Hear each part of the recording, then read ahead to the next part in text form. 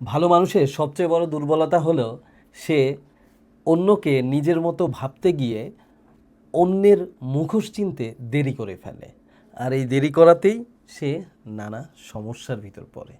যে মানুষগুলো খারাপ তাকে তারা কষ্ট দেয়, আর এই কষ্টে সে নিজেকে হারিয়ে ফেলে এবং সে পরবর্তীতে বুঝতে পারে আসলে যাকে ভালো ভেবেছিলাম সে আসলে প্রকৃত ভালো মানুষ না, সে দুষ্টু লোক ছিল। তাই মানুষকে আগে চিনতে হবে। আপনি ভালো হতে পারেন, কিন্তু আর একটা মানুষও যে আপনারই মতো ভালো হতে হবে এইভাবে আসলে চিন্তা করার সুযোগ নেই। তাই প্রথমত অন্যকে যাচাই করুন, নিজের মেধা বুদ্ধি খাটিয়ে বোঝার চেষ্টা করুন আপনি যার সাথে মিশতেছেন বা আপনার সামনে যে লোকটি আছে সে কতটা সৎ, সে কতটা বিনয়ী, সে কতটা আমানতদারি। এইসব জিনিস যদি আপনি দেখে বোঝেন যে না সে এগুলো মেনটেন করতে পারে তাহলে তাকে ভালো হিসাবে ট্রিট করতে পারেন। আদারওয়াইজ তাকে ওই খারাপের তালিকাতেই রাখতে হবে।